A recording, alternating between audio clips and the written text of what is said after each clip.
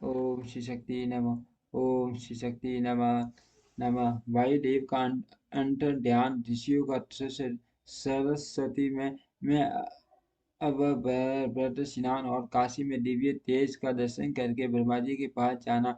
ब्रह्मा जी का उन्हें सीधी प्राप्ति की सूचना देकर मेरु के कुमार शिखर पर भेजना।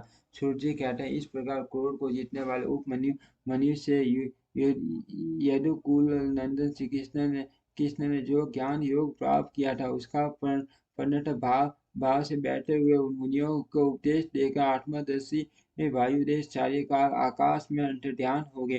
तदंतर प्रातः काल नैमिषारण्य के समस्त तपस्वी मुनि के शस्त्र अंत में अवभृत स्नान करने को उद्यत हुए। उस समय ब्रह्मा जी के आदेश से साक्षात सरस्वती देवी चवालीस जल से भरी हुई सर्व सुंदर नदी के रूप में वहां बहने लगी। सरस्वती नदी को उपस्थित देख मुनि मन ही मन बड़े प्रसन्न हुए। उन्होंने सत्र समाप्त करके उसमें अवगान स्नान आरंभ किया। उसे नदी के मंगलमय जल से देवता आदि का तर्पण करके पूर्व वृत्तांत का स्मरण करते हुए वे सब के सब वाराणसी पुरी की ओर चल दिए। उस समय हिमालय के सन्नों से निकलकर दक्षिण की ओर बहने वाली भागीरथी का दर्शन करके उन्हें ऋषियों ने उसमें स्नान किया और भागीरथी के ही किनारे का मार्ग पकड़कर वे आगे बढ़े।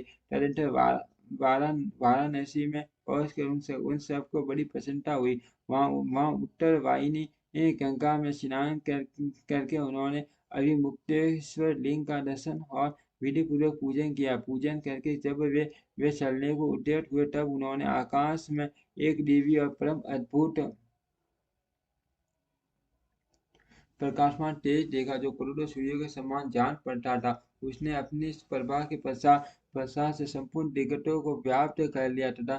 तदनंतर जिन्होंने अपने शरीर में भस्म रखा था वे सैकड़ों सिद्ध पाशुपत्र मुनि निकट जाकर उस तेज में लीन हो गए। उन तपस्वी महात्माओं के इस प्रकार लीन हो जाने पर वह तेज तत्काल अदृश्य हो गया। वह एक अद्भुत सी घटना घटित हुई। उस महान आश्चर्य को देख कर वे नैमिषारण्य के निवासी महर्षि ये क्या है, इस बात को न जानते हुए ब्रह्म वन को चले गए। इनके जाने से पहले ही लोक पवन से वहां जहाँ पहुंचे उन्होंने नैमी पारण्यवासी ऋषियों का जिस प्रकार साक्षात्कार हुआ, जिस तरह उनसे उनकी बातचीत हुई,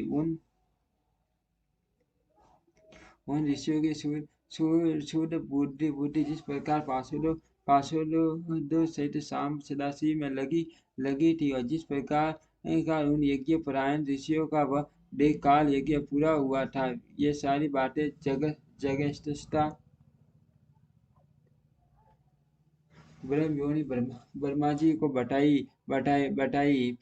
फिर अपने कार्य के लिए उनसे आज्ञा ले वे अपने नगर को चले गए। तदनंतर अपने स्थान पर बैठे हुए ब्रह्मा जी कान की कला में परस्पर स्पर्धा रखने और विवाद करने वाले टुम्बुरु और नारद के गान जनित रस का आस्वादन करते हुए वहां मध्यस्थता करने लगे। उस समय वे गंधर्वों और अप्सराओं से सेवित हो सुख पूर्वक बैठे थे।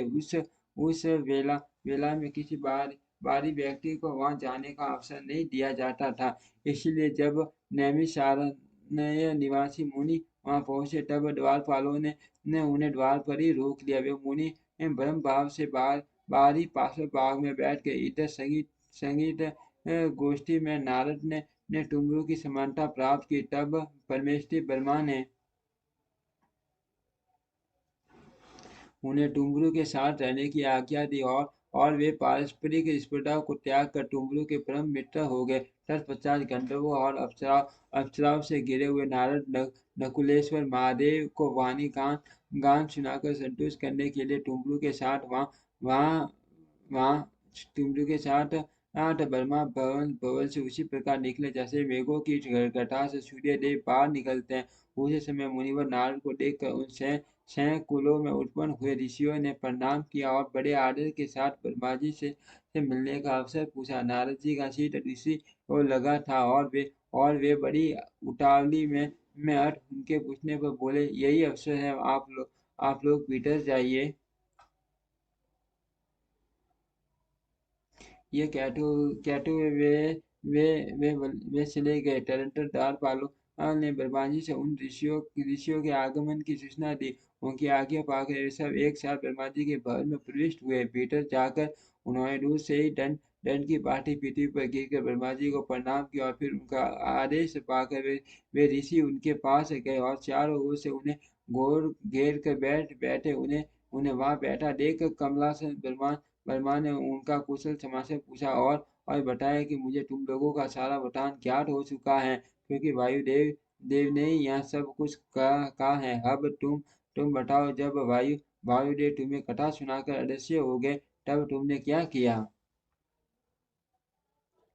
देवेश्वर वर्मा के इस प्रकार पूछने पर उन मुनियों ने अवमर्तन स्नान के पश्चात गंगा तीर्थ में जाने जाने वाराणसी की यात्रा करने या देवेश्वरों द्वारा स्थापित शिवलिंगों और अभिमुक्ति मुक्त केश्वर लिंग लिंग के भी दर्शन पूजन करने करने आकाश में मान तेज पुंज दिखाई देने देने कटी पे मनुष्यों के उसमें लीन होने तथा फिर तेज के अदृश्य हो जाने की सब बातें ब्रह्मा जी से विस्तार पूर्वक उन्हें बार बार प्रणाम करके गई।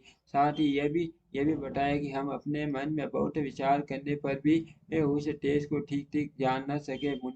मुनियों का कथन सुनकर विष्णु शत्रुमुख ब्रह्मा ने किंचित सिर हिलाकर गंभीर वाणी में कहा, महर्षि, तुम्हें परम उत्तम पारलौकिक सिद्धि ये प्राप्त होने का अवसर आ रहा है। तुमने दीर्घ काली के सत्य द्वारा द्वारा नरक काल तक प्रभु की आराधना की है, इसीलिए वे प्रसन्न होकर तुम लोगों पर कृपा करने को उत्सुक है। उस तेज प्रपुंज के जो घटना घटित हुई है उससे उसे यही बात सूचित है। तुमने वाराणसी में आकाश के भीतर जो दीप्तिमान तेज देखा था, वह साक्षात ज्योतिर्मय लिंग ही था महेश्वर का उत्कृष्ट तेज समझो। उस तेज में शौठ और व्रत का पालन करने वाले मुनि जो सर्वधर्म में पुण्य निष्ठा रखने वाले थे और अपने पाप को दंड कर चुके थे, लीन होकर वे स्वस्थ एवं मुक्त हो गए। इसी मार्ग से तुम्हें भी शीघ्र ही मुक्ति प्राप्त होने वाली है। तुम्हारे देखे हुए ज्ञेय से यही बात सूचित होती है कि तुम्हारे लिए यह वही अभय देवरा स्वयं उपस्थित हो गया है। तुम मेरु पर्वत के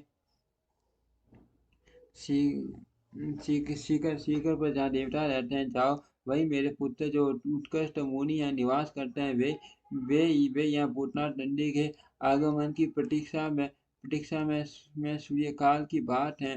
सनत कुमार अज्ञान बस अपने को सब शिरोगणिमणि में मानने लगे थे, इसीलिए दुर्विनीत हो गए। यही कारण है कि उन्होंने किसी समय परमेश्वर शिव को सामने देखकर भी उनके लिए उचित अभ्युत्थान आदि सत्कार नहीं किया। वे अपने स्थावर निर्भय बैठे रहे। उनके इस अपराध से कुपित हो नंदी ने उन्हें बहुत बड़ा ऊंट बना दिया। तब उनके लिए मुझे बड़ा शोक हुआ और मैंने दीर्घ काल तक महादेव और महादेवी की उपासना करके नंदी से भी बड़ी अनन्य विनय की। इस प्रकार प्रपंच करके किसी तरह उनको ऊँट की योनि से छुटकारा दिलाया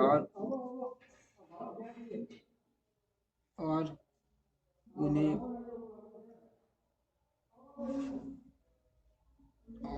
पूर्ववत सनत कुमार रूप की प्राप्ति कराई। उस समय महादेव जी ने मुस्कुराते हुए से अपने गंगाध्यक्ष